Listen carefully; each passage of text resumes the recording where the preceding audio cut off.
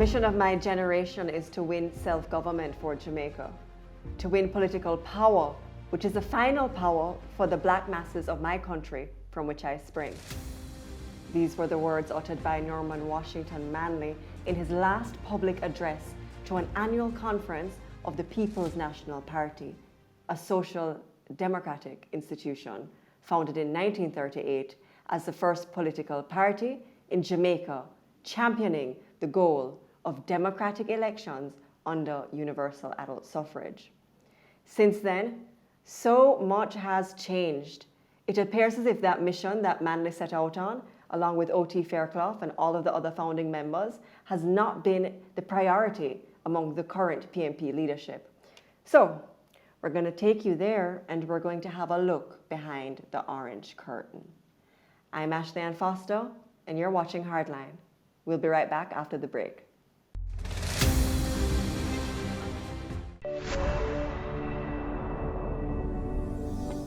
One of our most prized departments is our lumber treatment plant. It is one of the most modern and state-of-the-art treatment facilities for lumber in the entire Caribbean. Our lumber is bought in raw form. They are then carefully loaded into a pressurized cylinder where it is treated with special chemicals. After the internal treatment process is completed, the lumber is transferred from the cylinder to the drip pad where it sits to be naturally dried. Our plant has the capacity to treat 50 million board feet of lumber annually. Not only do we treat our own lumber, we also offer lumber treatment to our valued customers.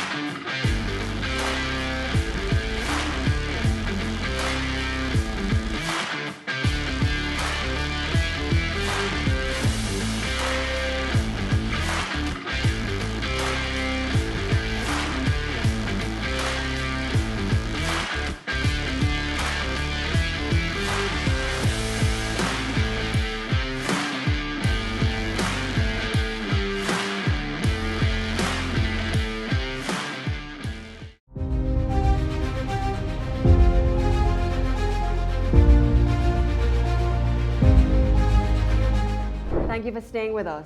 Formed less than a year before the start of the Second World War, in 1938 the People's National Party first came to political power in 1955, but demitted office in 1962 and then regained power in 1972, a decade later, under the new president, Michael Manley.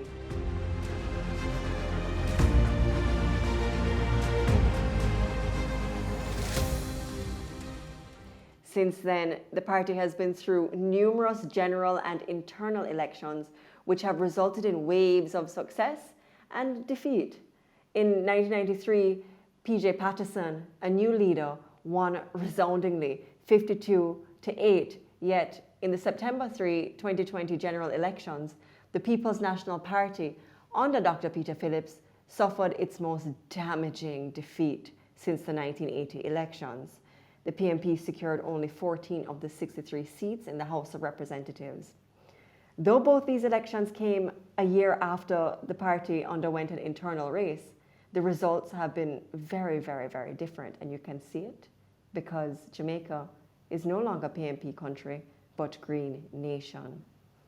Leading up to the most recent election were a series of unfortunate events which highlighted division and individualism within the party.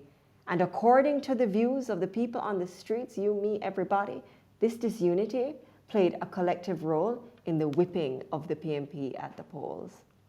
Firstly, we have to take a look now at the tale of the two Peters. In 2019, when the party was at a low, both politically, morally, spiritually, ideologically, and financially, Second Peter decided to challenge First Peter for the leadership of the party, while it was still licking its wounds from the East Portland defeat in a by-election. There was an impending general election coming up as well, and this caused more hurt and division within the PMP. Let's have a look at that campaign trail. One PMP, Rise United. When we got up this morning, we saw an headline stating that there was going to be a showdown at regional conferences. We sent out a release from early that there's no truth to that. Because what I see one PNP want to do is to set up a narrative. If we say we're going to have showdown, knowing that we're not challenged in opposition, and then come busting a whole heap of people and then say them win. It's like when the Rasta did go down to Portland and say them better than him because of them class and color. There was a long time when without my checkbook, the light would have cut off at HQ. The phone would have cut off. 2008, that contest at Arena, when we got there, they wouldn't let us in because they said money had been owed from the previous year. It's my personal check for over $1 million was drawn to allow the contest to take place that day. These are things that I probably have not said before publicly. But if they want to face it with me, then I'm going to give them facts. A challenge at that time diverted the limited financial resources of the party and sowed even more disunity among comrades when the party should have been organizing, promoting, and preparing for an impending general election. But the race was ran, and was it an ever slim margin of 76 votes in favor of First Peter, who came out the victor. And the party came out a loser. It was a shell of its former self. The vicious onslaught meted out to Dr. Phillips had, however, only just begun dividing the House up even more against itself to a point of no return. These incidents collectively contributed to the party's demise, and following the whipping at the polls, Dr. Peter Phillips signaled his intention to resign as president of the People's National Party, prompting another leadership race. But Michael Manley, ever so wise, even from the grave, gave the PMP some sage advice. Man can adjust by tinkering, but he cannot transform. Nothing less than transformation can provide the answers to the dilemmas within which we are currently trapped. And trapped the PMP is. Now, as the candidates gear up to compete for the leadership of the party, it is critical that the next leader of the People's National Party be an individual, woman or man, of stature, with a positive attitude, dexterity of the mind, and with resources or the capacity to raise resources to reorganize the party with a genuine love for the Jamaican people and a love for the building of this nation. But we wanted to hear from you because you are most important. The power falls on you, resides with you, and we want to know what you think the future leader of the PMP, what qualities should he or she possess? Hardline went into the streets to hear what you had to say. Right now we have a firm leader, but the people in my balls, them all you know. That are the young people, them say they want a change. So a change must come. You understand? I'm a good leader, good leader, best finance minister in the country ever see. But the people them say them want young people you know. So they have to work with them. We the PMP right now, we need a good leader to unite and combine back everybody together. Without unity, we not going to go through. We have to unite back together. PMP need a strong leader we need to deal with the people. You understand? A leader will look out for the people. The PMP need a strong leader, one that is head focused, one that when the Prime Minister come with him foolishness is not going to back down but face him and give him what he deserves. Right here now, we need a woman, a strong woman right now. Give the woman a chance. Too much man. Just give the woman a chance and see. If you don't have the people in the mix, you don't have a party. And right now, the people, they're not in the mix. So to rebuild the party, we have to reorganize ourselves and include the people in the decision making, in the policy making. And what is it that we put you there to do? I've always supported the PNP because the ideology made perfect sense in Jamaica. We're coming from a country of slaves. As such, we started off with very little. So any system that would encourage the poorest of poor to lift themselves up, then I would definitely agree that that made sense in Jamaica. Now, over the last 25 years, I believe we have suffered from our own successes. There are not as many poor people, homeless people. We have better access to information and opportunities now than we ever had. As such, we haven't adjusted our sails with the new times. Our ideologies and focus is still stuck in a time that is not now. And as such, we've been losing voters left, right, and center. What I'm expecting from the new PNP is that marketing team that will ensure that we can create a new ideology and move Jamaica to the next level. It's not just about unity, because we always see this unity in politics. But we need to remember personality, ideology, and marketing. Right now, I'm going to say Mark Golding, because Mark Golding more stable up top when it comes to running business and things. I remember Mark Golding used to have him bank, Daring Bounty and Golding. So I feel like I'm more stable than Lisa, because he have more ideas and how to run certain things, you understand? So I don't give Mark. Mark Golding, him can unite back the party together. Bring back everybody as one. Lisa Hannah, yeah, in spite of she winning her seat by such a low vote, she still deserves the chance, and I think she has the capability to do good as the party president. We'll be right back after the break as we take a look behind the orange curtain, the rise, fall, and redemption of the People's National Party.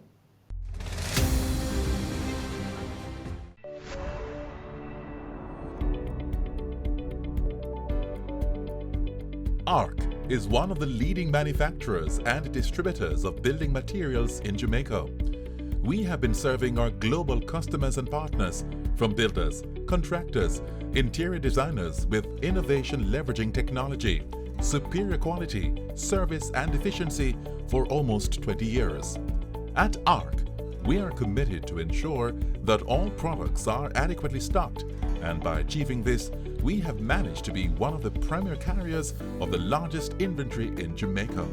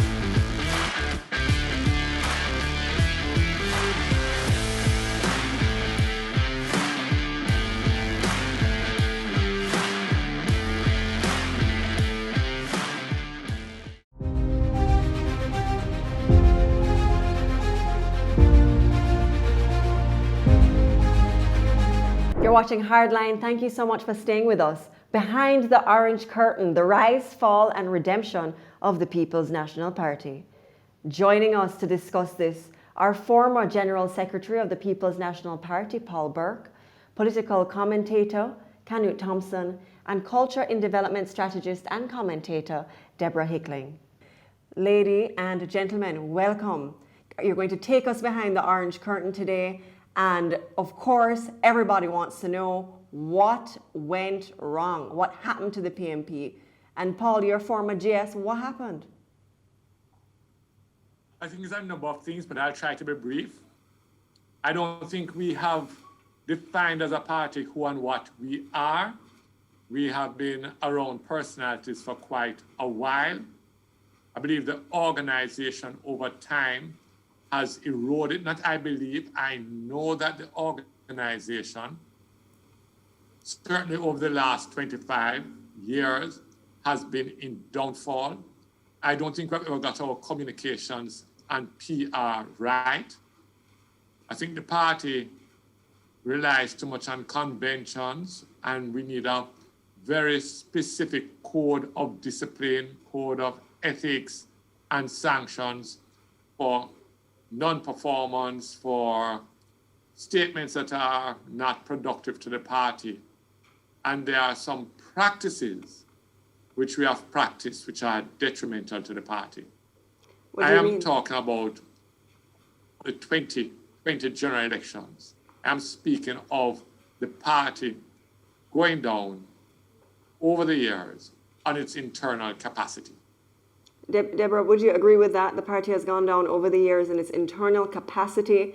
And when we speak to the internal issues, should we be looking at the challenge by Peter Bunting to the leadership of Dr. Phillips, this rise and one PNP creation, divisive creation that seems to have landed a fatal blow to the party in the 2020 general elections?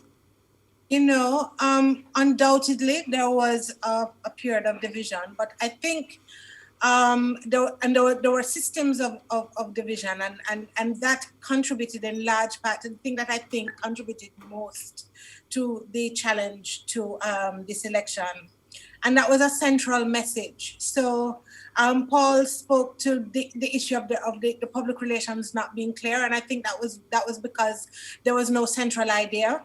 And there was no central message, and if there was one, it certainly wasn't communicated, and that could have been as a result of the divisions, and it actually caused a further rift in the factions that existed. But essentially, for me, it was that there was no ideological position. There was no clear communication message that to take the process forward, that the population and the party could hold on to as something to give them hope, as something to even communicate what the platform of the party was going into the election. Do you agree with Deborah? Well, what is the ideology today of the People's National Party? Is it center? Yes, is it center left, center right? Is it democratic socialist? What is it? Yeah, I think the party has been uncertain as to how it should define itself, and that has contributed to its current position. But I want to go back to a point that Paul made earlier, that the party has been in decline since 1997. Recall that in '89, the PNP won, I think, 45 of 60 seats. In '93, it increased to 52 of 60. But in '97, it began to decline, winning 50 of 60. And in 2002, it won 34. But the party took no note of the fact that it had been slipping in the polls, slipping in popularity, but simply took comfort in the fact that it had won. So the rut, if I might call it that we began to see in 2007, and which tore open in 2020, has its roots back in 1997. But the other point, though, is that when Peter Phillips came to the presidency, he did not sufficiently assert himself, and the party's communication machinery simply went to sleep and did not take time to try to define the party, to define the leader's contribution, his capacities, his skills, his contributions, and they allowed the narrative of the JLP to dominate the space, so that by the time we got to the end of 2018, the way he was perceived by the public is how the JLP had defined him. So although in the last is that exactly so, though? Paul, Deborah, you can chime in at any time. Is it the public, is it the JLP who chipped at Dr. Phillips, or was it his seemingly innate weakness as a leader, wanting to be this healer, which didn't really all go well for him in the end? I think it's a combination of factors. Very quickly, I think there was speculation about the 2016 election, what role he had in calling it, right? He might have initiated some of the analysis, but certainly in meetings of the PNP, when I heard the presentation in the first parliamentary group, and then secondly, in the rear retreat, it had no objections from any of the parliamentarians. They were all on board with that. Records will show, and I have it, that I was the only one who was hesitant. But I went with the majority, and I supported the decision. Why were you So hesitant? it was not a Peter Phillips decision by himself. He might have been instrumental, but it was a collective decision. But he has been labeled from within the PNP that he was the one who pushed for the elections. Certainly he made a mistake by going to Yorktown and announcing to get ready for elections. It was totally improper and inappropriate. But the initiation did not come from him alone, and I happen to know as a fact. The second thing, very quickly, is that the elections were important. It's how we conducted the elections. Because we have too many people in the party as members who are not really members. They're just written up as members. So in 2008, when Peter Phillips broke with the convention, he did Portia Simpson Miller a great favor. He legitimized her presidency because, as you will recall, I was active in Team Portia in 2006, and we won 47% of the vote. We did not win 51% because there were 4 candidates. And there was argument in the PNP about Mrs. Portia Simpson Miller, whether she was a legitimate president, and secondly, whether she was the right choice, right? It was always first past the post, so she was always legitimate, and she was the right choice.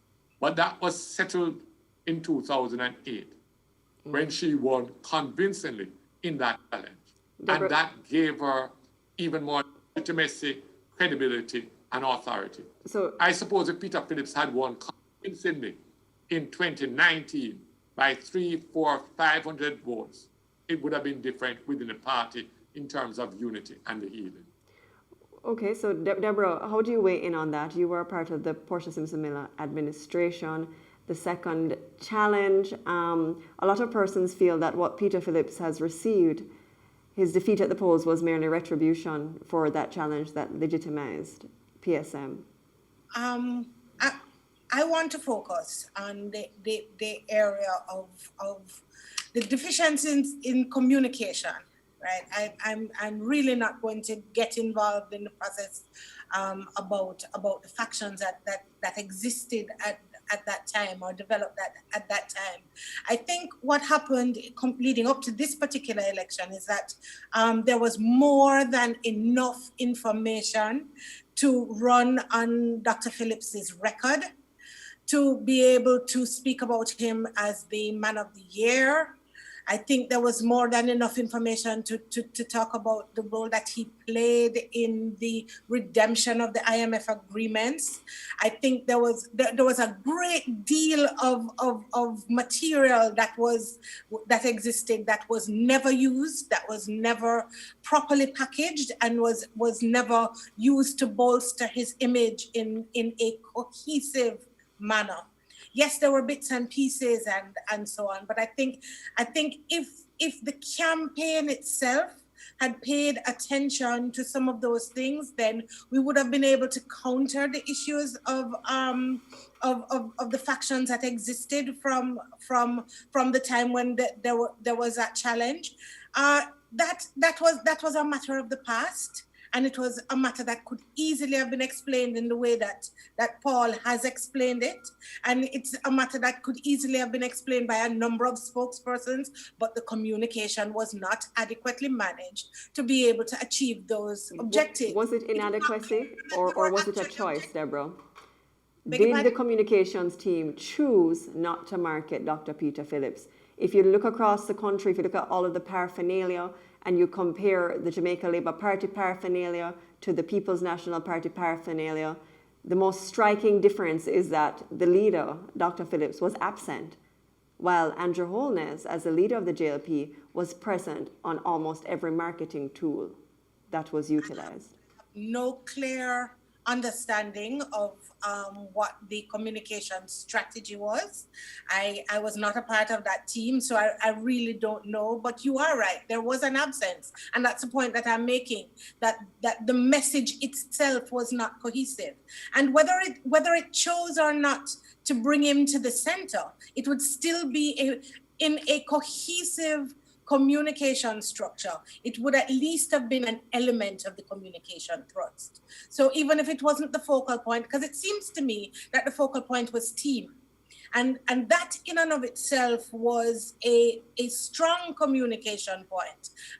There's a phenomenal billboard on Oxford Road that speaks to the Kingston and St. Andrew cabinets, that candidates, that gives you an idea of what the communication team was trying to get across. But it didn't incorporate their leader adequately. Whether that was deliberate or not, I can certainly not say. I can't say. Can you? Do you think it was deliberate not to have incorporated Dr. Peter Phillips, and possibly so because his poll numbers were very, very low? I think it was deliberate, but I think the reason is to be found in what happened 2 years before. The party's communication machinery simply did not take time to market this man who had done so much for Jamaica in his 30 years of service. You could not use the last 3 weeks or the 3 weeks before the election to get that message across. So having failed to market him, the image in the minds of the Jamaican people was already so negative that to place him on the billboards would have simply reinforced that negative message. And so what we saw in the last 3 weeks were the fruits of a failure that goes back to 2017. Well, we and also I have to wonder whether. Sorry, go ahead. You were trying to say something? Yeah, I mean, and also the absence of a platform. So it was not only his positioning, but the absence of a platform. Norman Manley went with the man with the plan. Michael Manley had, his platform based on democratic socialism and the compass. PJ Patterson went with the 21st century mission. Portia Simpson Miller went with the progressive agenda. There were, and it shows a progressive development ideologically, based on the times as to what was required for that time. There was no rollout, and maybe it has something to do with the fact that well, first of all, the individualism that came into the campaign, and related to that, the absence of interest, or what is said to be an absence of interest. I don't believe it, but in ideological positioning, I think that if the PNP were to identify and package and create a compelling message and a compelling ideological position that the public would certainly resonate with, or those who are so minded would resonate with that. Yeah, it bring you have to bring the nation along with you, as opposed to react to this notion that we really want to just be talking about whose body and shoes and abs and Clarks, really. possibly. Well, on that note, don't move a muscle. We'll be right back. Stay with Hardline.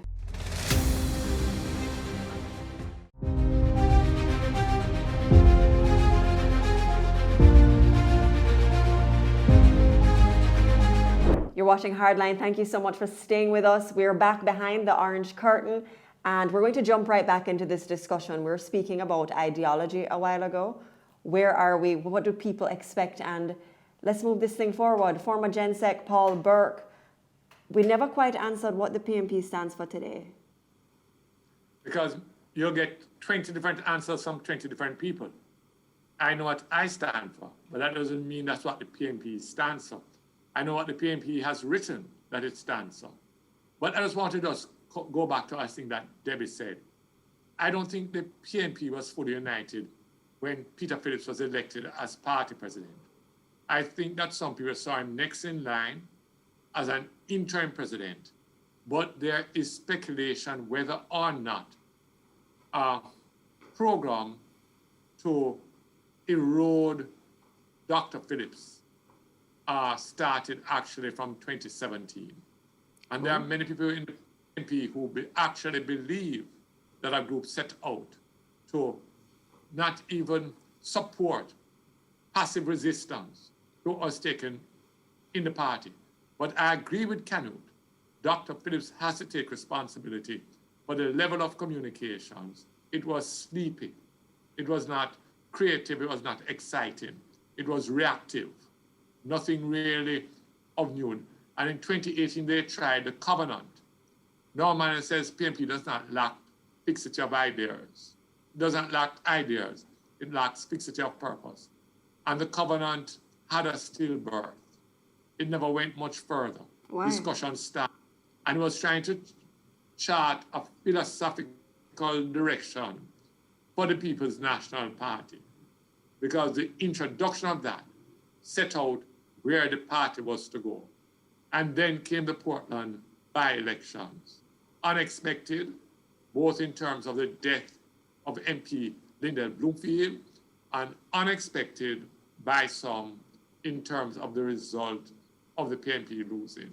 And the dynamics of the PNP changed. It was never stabilized. Even with the presidential election, the dynamics changed, and there was not any real unity. Can you, this machination, this view that some persons have that Dr. Phillips was undermined from the very beginning of his tenure, is that something that you have heard? I haven't heard it, but I have observed what I would consider to have been inertia, lack of enthusiasm and support. And when you consider that there weren't persons in the party engaging the media and promoting his strengths, the party simply sat back and allowed the government, the opposing party, to define him. And I'm simply saying you could not expect that Dr. Phillips, in and of himself, would have to be the one taking on his critics. You need an army of persons who know his worth to be writing, and this was not done. And so the fact that this was not done, I have to conclude that there was an unwillingness so to do. But the other point that about defining the party's identity, in both the 2017 and 2018 conferences, Dr. Phillips enunciated democratic socialism as a platform of the party, but it was never fully elaborated, developed, communicated. And I believe that the essential elements of democratic socialism, which is equality, equity, and justice, those principles remain relevant. And I think to a point that Deborah made earlier, what the party needs to do going forward is to define what those mean for the 21st century. And I think that if the party can separate itself from the JLP in setting out how these principles will inform policy and programs, then it has a chance of regaining some measure of likability in the eyes of the people, because these are eternal principles. When you think, for example, of the $4 billion in tax write-offs that happened between 2018 and now, the question of equity arises. When you think of the quality of our schools, when you think of the persons who are getting the COVID contracts, the question of equity arises. And so I think the party needs to define itself around these core values. What does it mean for us in the 21st century? Deborah, couldn't the party just go back to the progressive agenda, because it still exists, it is there? When you look at the Meeks report, which some persons feel was instrumental in leading the party to victory after 2007, I believe. That's a very interesting question. Again, well, I don't believe in going back. I believe in going forward. There are elements of the progressive agenda that are absolutely relevant. And in particular, this notion that we cannot escape the realities of the liberalized environment in which we now live. It is 40 or 50 years old. It is entrenched in our culture. It's entrenched in our behavior, entrenched in our policy. So we can't deny it as non-existent and decide that we're going to become a fully, democratic socialist set of governments going forward. We have to be clear that it exists, and we have to be able to build on that using what we call the core values. And I went and I looked them up, and they've been defined as dialogue, tolerance, education, respect for human dignity and human rights, and those that Canute also articulated: integrity, democracy, freedom, and justice for all Jamaicans. So essentially, those things are enshrined in the progressive agenda. But the progressive agenda came at a time and a place when it was particularly relevant, but its principles continue to be relevant. What we need to do now, as Canute said, is not go forward, not go backward. We need to go forward using those original core ideas and principles, and those and create a contemporary application for what we need now. And we need to make it real and realistic and understandable to the person on the ground. When Michael Manley spoke about some of the most lofty ideas, people who had at a very poor levels of literacy, people who were in very compromising social circumstances that we are now trying to articulate won't understand. They absolutely understood, and they absolutely felt what was required in those messages when he spoke about, being a nation that stands on our knees, on our feet instead of on our knees, in our foreign policy, something that is very, very relevant today. Absolutely. Yeah. When he spoke about self-reliance, another thing that is very, very relevant today. So there are messages right across the trajectory of articulation of ideas from out of the PNP. But it's not about going backward. It's about going forward. So Paul, it's about going forward. Now, is the PNP resting too heavily upon Michael Manley? When you speak to PNP members and supporters, every other word has to do with Michael Manley. Is it that there have been no true visionaries in terms of the leadership of the PNP since Michael Manley? Do we need a visionary leader for the People's National Party to be viable? I don't agree that every other statement is Michael Manley. I believe he came back on the agenda because of Prime Minister's Andrew Holness statement, right? But just something that Debbie said, I want to agree, but get some clarification. Certainly we have to go forward, but you have to also review what you have to see what is relevant and what is redundant. Mm-hmm. Because going back, self-reliance is not going back, right? The fact that you say that self-reliance is something we need to practice more. You do all for self until you need external support, right? So there are a lot of things that the PNP has written, and there are past documents, but we still can look at them and look how they become relevant for the future, and this is not going back. Do you think PNP needs a review right now, Paul? We're hearing that. I want to say one other thing. Okay, very I well. did with Dr. Peter Phillips when he said we are on a democratic socialist platform for two reasons. And I remember him repeating it in 2018. One, I don't think we have been on, right, a democratic socialist platform. It's like calling the People's National Party a church when it is not a church, right?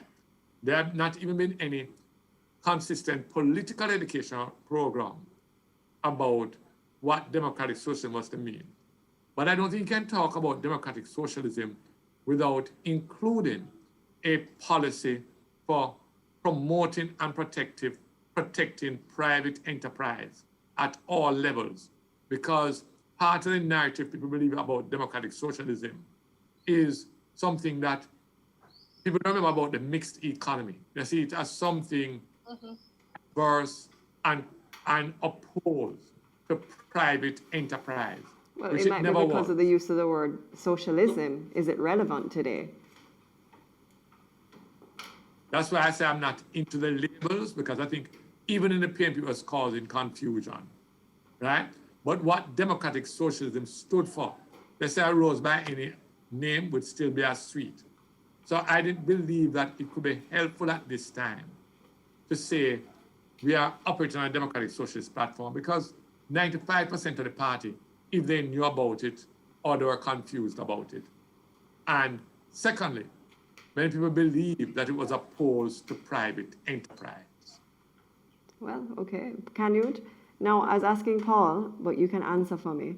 Do you think the PNP really needs a review at this time? Because if we go back to the Meeks report, I remember reading that Donald Buck at the time had said that it's not just mouthwater it's going to take, and that what came up in it was unity, rebuilding, and renewal. Clearly, these same issues will come out of any review. Is it necessary, or does the PNP just need to cut to the chase and get to messaging? I fully believe that the PNP needs to cut to the chase and move on. There are clear issues of unity, definition of self, party organization, the functions of the various units, the role of the leader in articulating the vision of the party and mobilizing support across all age groups and sectors. Get on doing with that. As we begin to do that, you can address some of the granular issues that may have arisen, which might explain the loss of some seats, but I do not believe that there is any big new information that's going to come out of any review at this time, which is the reason I must confess I reflected overnight and offered my withdrawal from that process, because I do not believe that we're going to be finding anything that was substantively different than what was found in 07 and 16. And I think that the role of the candidates who are putting themselves forward now should include hastening the process of articulating a vision around which the party can coalesce and selling that vision urgently and fervently to the Jamaican people, so that in another 18 months to 24 months, the party is pegging neck and neck, if not before, with the government. Because I think there are a lot of weaknesses in the current administration, but power enables them to cover it over, all right? A report came out just now from the Auditor General concerning $30 billion spent in HART for training, and the AG concluded that the country did not get value for money for that $30 billion. $30 billion is not a sneeze, all right? And you can add up the billions of dollars. Granted, the audit went back to 2014, but much of the money was spent since 2016. And so we have also the COVID situation, where the government has given itself this wide mandate, essentially, of 1.5 million cases as a projection, right? So even if there are 1 million cases, the government will say it has been successful. The truth of the matter is that the government has made some serious blunders in the handling of this pandemic, and what we're seeing now are some of the results of that mishandling. And the party is not talking about these things. The party is asleep. So with vision from the leadership and with a clear set of alternative policy proposals, we can win the attention, at least, of the Jamaican people. Okay, thank you, Canute. We're going to take a quick break. If you're just tuning in and you're watching Hardline, stay with us.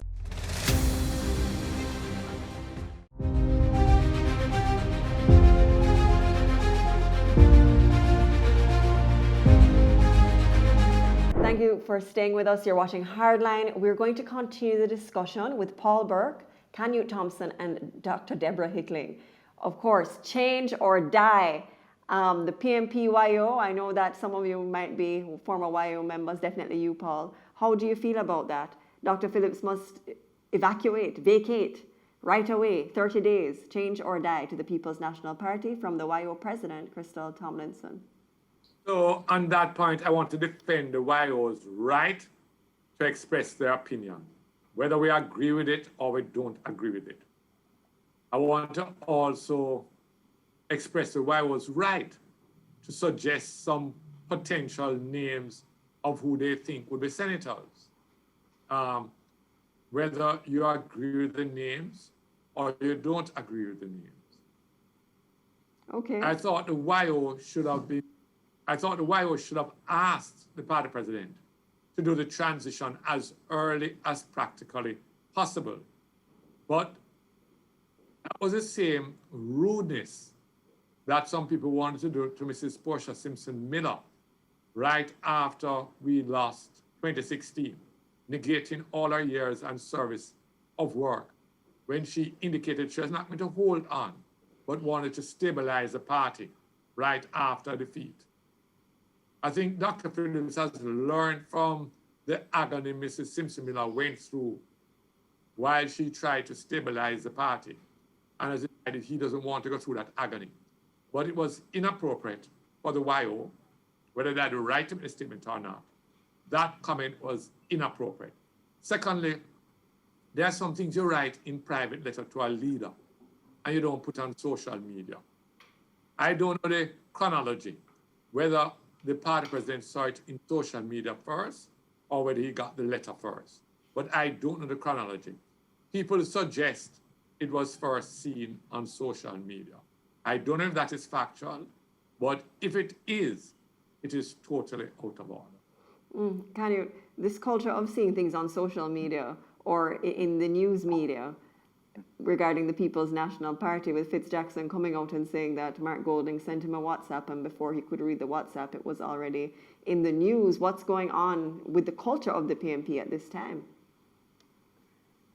Yeah, I think one of the things it reflects is a leadership vacuum where persons feel that they each can assert his or her right to speak and right to direct.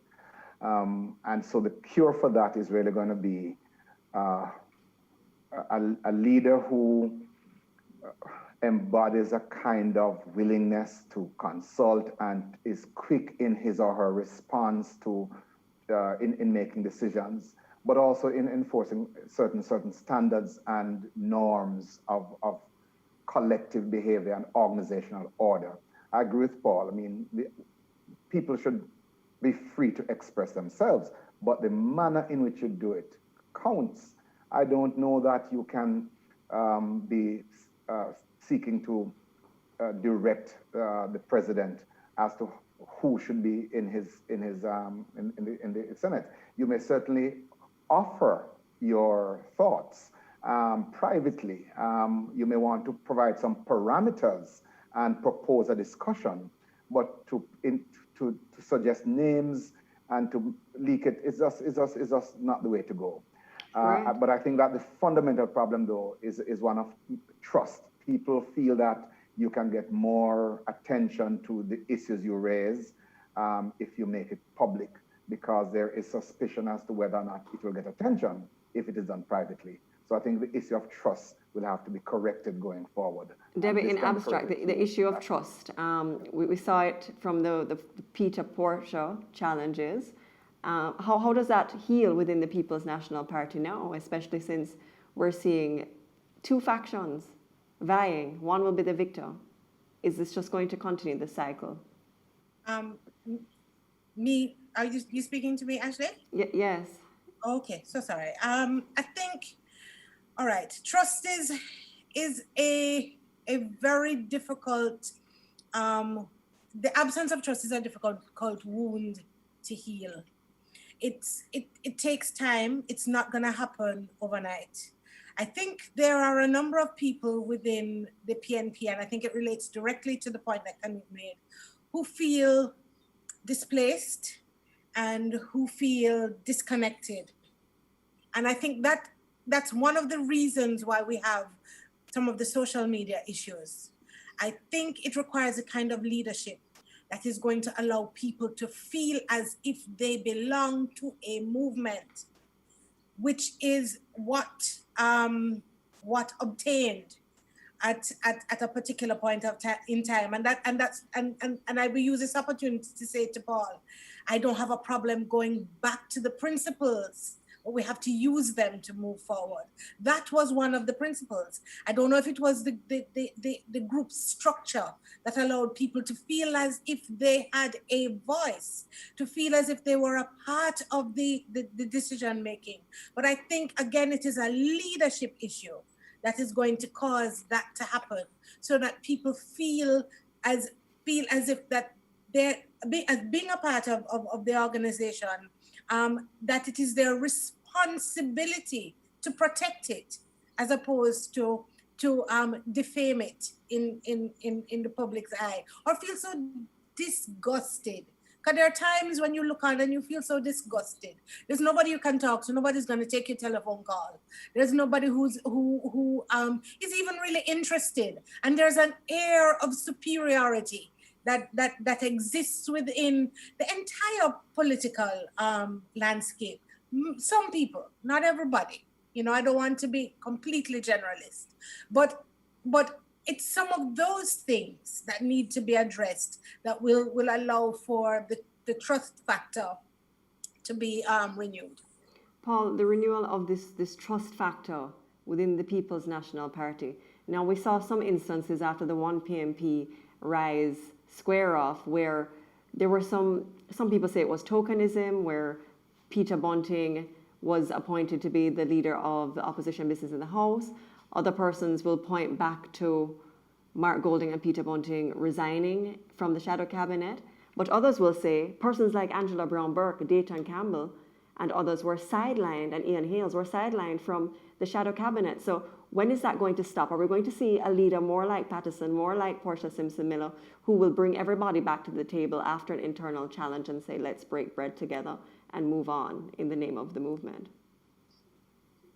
I have my own analysis about that, which I won't go into today. It would be inappropriate, pending some other things happening.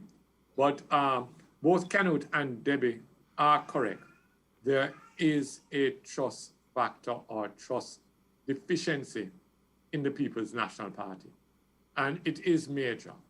But I want to make a point. I have no objection. In fact, I want to encourage that after people have carried their positions into the forums of the party, the structures of the parties, they have made that point.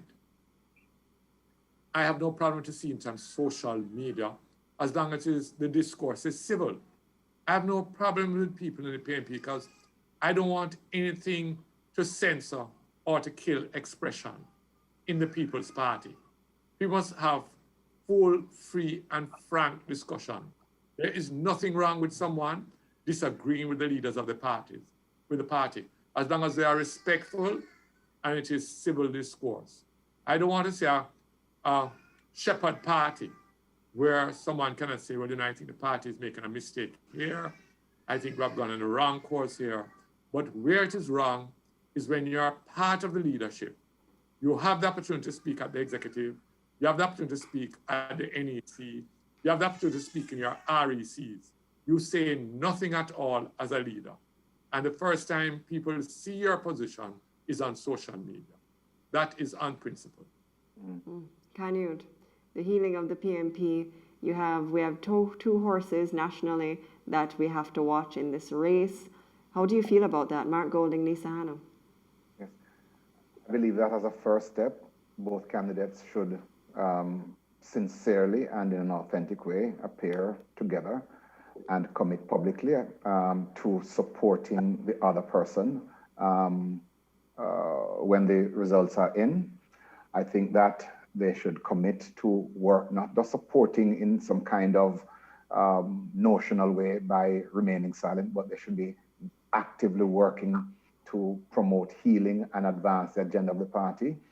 I think that there should be some conversation, some reconciliation among the respective supporters for both sides, and an agreement on what reflects and what will support unity in the party.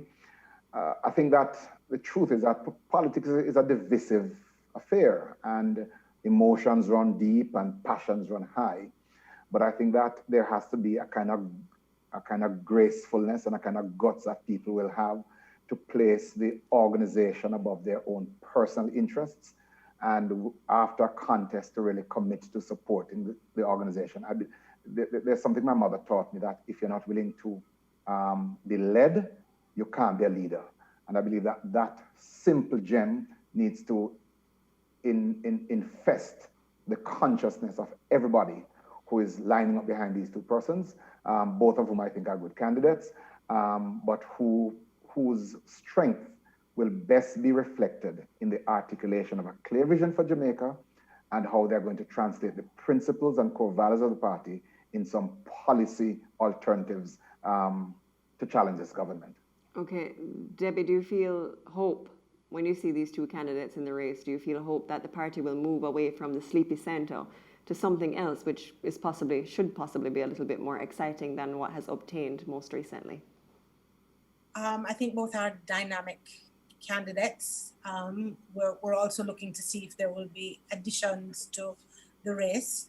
I think either one that makes it to the presidency will have some added form of vibrancy to bring to that office, each in their own way. I think they're two very different kinds of candidates, and I'm looking forward to a robust race and a definitive conclusion and moving on. Paul, what's your perspective? The nomination ends on the 23rd of October.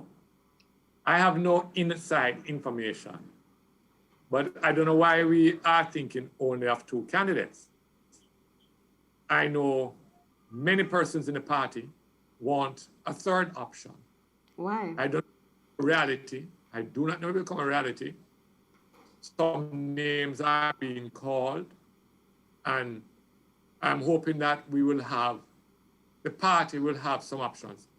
I am not too interested in the outcome of this presidential race. I don't think some issues are going to be settled by it, quite frankly. I'm an advocate, and I would have postponed the presidential race to allow every single party member to have been allowed to vote. I know we're speaking of the COVID-19 period, and that would probably be used as the excuse not to fast track it, but that proposal has been before the party from 2004. And of course, you could have 63 voting stations, one in every constituency. So instead of 3,000 delegates, 3,200 delegates, you'd probably have had 40,000 delegates voting in an election. I believe it would have been worth the while.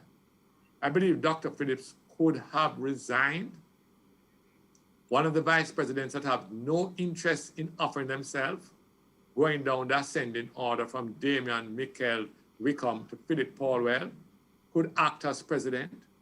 I think the chairman who, if he declared he had no interest in the contest, could act as leader of the opposition. So if Dr. Phillips wanted to exit immediately, right, and I'm not pushing him to exit immediately, I'd have wanted him to stay there, stabilize the party, bear the insults and the backstabs and all the ingratitude, face a local government election like Portia did, knowing that the odds were against us, losing some parishes within the context of the JLP spending $800 million to de-bush, or we still won back 5 parishes. They can't spend that kind of money again.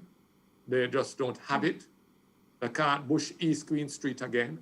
They can't bush King Street again, paying millions of dollars for that. Okay. Right? So I would have wanted that to have been the course of action. Of course, the majority of the party, and it was a democratic decision by the NEC, the narrative given to them, get the issue of party president out of the way now. Thanks, Paul. Can you the take your final words? Approved by the NEC. Thank you. Can you? My final word, I pray for unity, and I believe that both candidates have the capacity, but it will take a very deliberate set of steps, in starting with a demonstration of utmost regard and respect for each other and for the supporters of each other, and the articulation of something in which the people of Jamaica will have some confidence. I'm not interested in hearing too much about their past, their personal passions and their upbringing. I really want to hear them talk about what they're going to be doing for Jamaica. Okay, Dr. Deborah Hickling, your final words going into this leadership race, running up into it. I'm looking for a plan of action. I want to hear what they're going to do. And I want those words to be transformed into actionable policies, what they're going to do. And if they have timelines, I want to hear that too. And I want to hear them articulate a vision that is in keeping with, as we say, the core values that is going to take us forward. Dialogue, tolerance, education, respect for human dignity and human rights. And that all of those principles need to be bound up in their campaigns. It needs to be about the PNP. It needs to be about the people of Jamaica. It does not need to be about self-aggrandizement. It does not need to be about any arbitrary kind of distraction. I think we need to be very clear and very focused at what is at stake, because we've heard pronouncements in this very week that the NIDS Act is going to be passed by December. I still haven't heard anything about a discussion. I still haven't heard anything. We need people to be speaking up about those things, and we need a leader who's going to ensure that those things don't pass us by. I want action, not a bag of mouth. Wow. Okay, on that note, we're going to wrap. Thank you so much, Paul, Canyu, Debbie. Well, you've heard it yourself, ladies and gentlemen. Action, not a bag of mouth, or as some people on the other side of the aisle might say, no beautiful speaking of action. Them want action, do that. So this is Hardline. I'm Ashley Ann. We'll see you next week, Sunday. Stay with us. Talking about rebuilding the People's National Party, you have to look back at the party and what the party stood for. The party stood for people. These days, everything is segregated. The people is out of the equation. The chain has been broken. Might sound simple, but if you don't have the people in the mix, you don't have a party.